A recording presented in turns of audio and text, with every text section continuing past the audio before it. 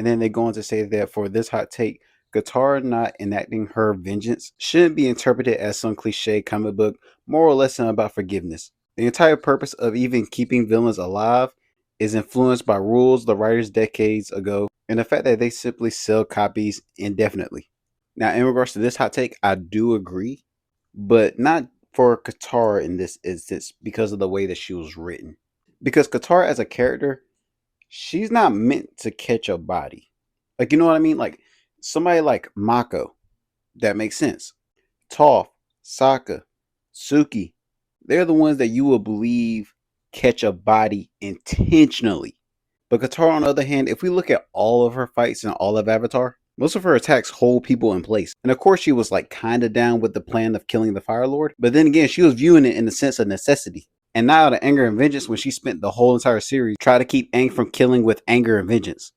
Okay, so this next hot take is the idea that Aang was going to let the Fire Lord do as he pleased on the day of the comet will forever be a bad writing choice. Because to me, it always felt like he didn't learn anything on this entire adventure. Well, whole adventure, y'all know what I mean. And some of y'all are kind of confused.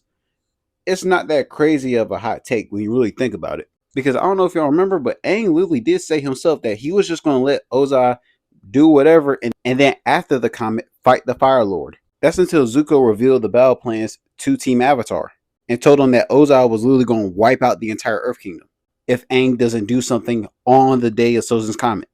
Why didn't you tell me about your dad's crazy plan sooner? I didn't think I had to. But then again, when you really think about it, it's not the craziest plan to avoid during a comet. It's like attacking the Warrior Tribe during a full moon, times 1,000.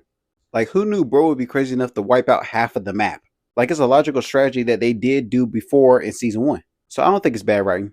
Okay, and for this next hot take, they're going to say that they know that Korra opening the spirit portals was dumb. I was like, okay.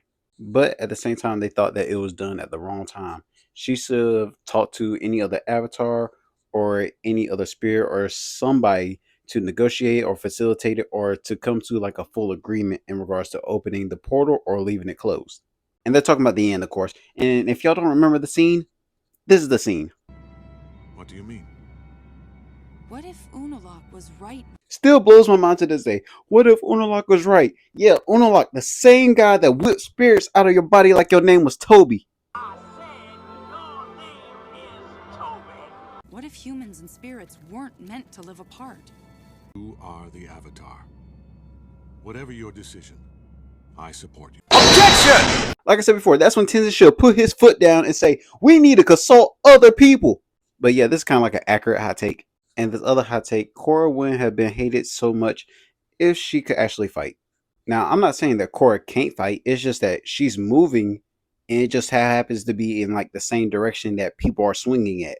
But it was very obvious based off of Korra's fight scenes that we knew that they really wanted to make it very different than Avatar The Last Airbender, where Aang would win like a majority of his fights handedly, or all he would need to do is power up into the Avatar state and he will put the fear of everybody into literally any other enemy that he go against. And I think that we all know that the writing team for Avatar absolutely hate Avatar The Last Airbender because their literal favorite pastime is butchering the writing constantly in multiple different adaptations.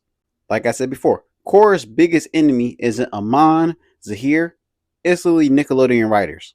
I don't think it was her losing so much is what made her hate it. It was more the fact that after she lost, she didn't learn anything, that she would be arrogant and entitled and not humbled. And then this next hot take where it says, in terms of antagonists and going off of the show, Zahir is a better written villain than Ozai. And I have said this multiple, and I mean multiple times. They're different. They're written as different like genre of villain, if that makes sense.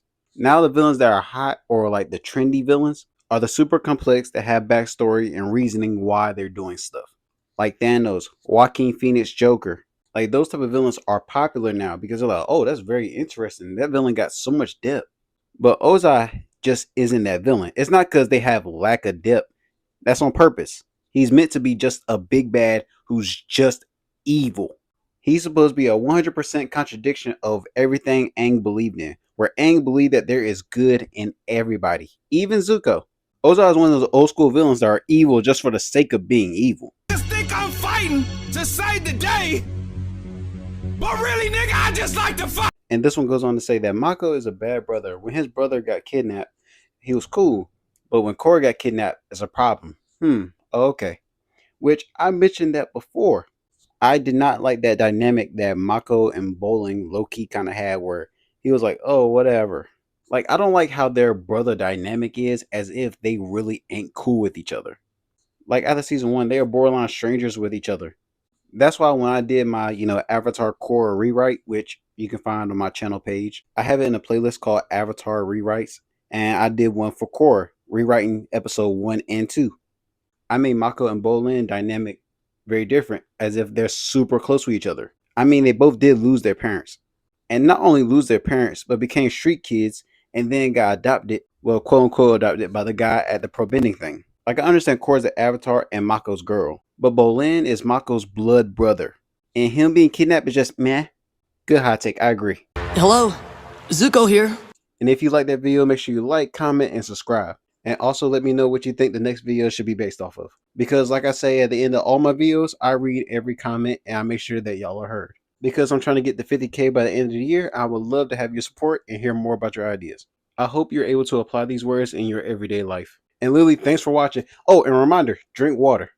Perfection and power are overrated. I think you are very wise to choose happiness and love.